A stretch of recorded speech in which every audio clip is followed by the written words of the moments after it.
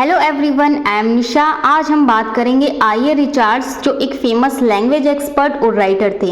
उन्होंने हमें ये समझाया कि शब्दों का मतलब एक फिक्स चीज़ नहीं होती, बल्कि ये कॉन्टेक्स्ट, इमोशन, टोन और इंटेंशन पर डिपेंड करती है। उनका एक बहुत इंपॉर्टेंट आइडिया है द 4 काइंड्स ऑफ मीनिंग, जो बताता है कि शब्दों का असल अर्थ सिर्फ डिक्शनरी से नहीं आता, बल्कि उनके इस्तेमाल और समझने के तरीके पर भी डिपेंड करता है। हम जब किसी से बात करते हैं तो सिर्फ शब्दों का मतलब समझाना काफ़ी नहीं होता। ये ज़रूरी है कि हम बोलने वाले की फीलिंग्स, उनके टोन और उनका इंटेंशन भी समझें। जब हम इन चीज़ों को समझने लगते हैं तभी बेटर कम्युनिकेशन हो सकता है। अब चलिए मैं आपको एक सिंपल तरीके से इसको समझाती हूँ। फर्स्ट पैराग्राफ है, the meaning of a word is not just a fixed thing, rather it changes based on the context, the emotion of the speaker and how the listener interprets it. Words get their meaning through usage and association, making language a dynamic and evolving process। सोचिए, आपने अपने दोस्त से कहा, वाह तुम तो बहुत अच्छे निकले। अगर आप ये खुशी से कह रहे हैं तो एक तारीफ लगेगी, लेकिन अगर आप गुस्से में कहें तो ये ताना या सरकाज़म हो सकता है। इसका मतलब ये है कि शब्दों का असली अर्थ सिर्फ डिक्शनरी से नहीं आता, बल्कि बोलने वाले की फीलिंग्स, उसके टोन और इंटेंशन पर भी डिपेंड करता है। लैंग्वेज एक डायनेमिक और इवॉल्विंग प्रोसेस है जो हर इंसान की सोच और अनुभव के अनुसार बदलती रहती है। सेकंड पैराग्राफ में उन्होंने लिखा है, I Richard categorised meaning into 4 types: sense, feeling, tone and intention.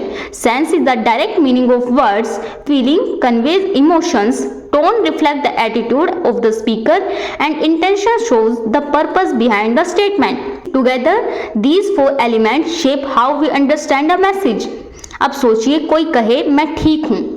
अगर वो ये नॉर्मल तरीके से बोले तो इसका मतलब होगा कि वो सच में ठीक है, लेकिन अगर ये उदासी भरी आवाज में कहे तो हो सकता है वो उदास हो। आई.ए. रिचर्ड्स कहते हैं कि 4 इंपॉर्टेंट फैक्टर्स होते हैं जो शब्दों के असली मीनिंग को डिफाइन करते हैं। फर्स्ट है सेंस, यानी संवेदना, शब्दों का सीधा अर्थ। अब एग्जांपल मैं आपको बताती हूँ। यहाँ पे बाहर बारिश हो रही है का सिंपल मतलब है कि बारिश हो रही है। सेकंड है फीलिंग, यानी भावना, बोलने वाले की फीलिंग्स। यहाँ पर एग्जांपल लेंगे, बाहर बारिश हो रही है, कितना अच्छा लग रहा है, ये खुशी दिखाता है। फिर से बारिश हो गई, ये चिढ़ाने वाला टोन है। थर्ड है टोन, यानी स्वर, बात करने का तरीका। एग्जाम्पल बहुत अच्छे, गुस्से से कहें तो सरकाज़म लगेगा, खुशी से कहें तो तारीफ लगेगी।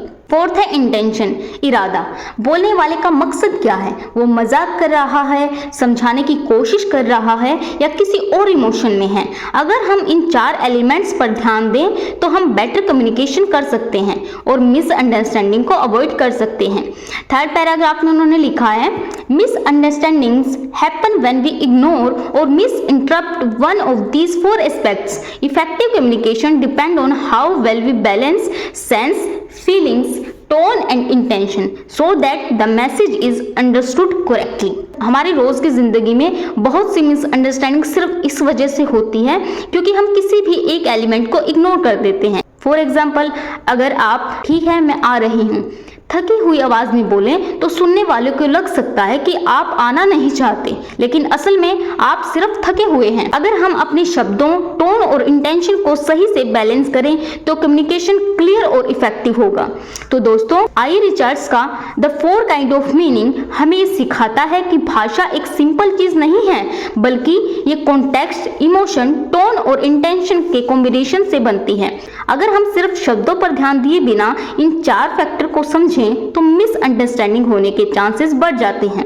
अगर हम इन कॉन्सेप्ट को समझ लें तो बेटर कम्युनिकेशन कर सकते हैं, मिसअंडरस्टैंडिंग अवॉइड कर सकते हैं, अपनी बात क्लियर और आसानी से समझा सकते हैं।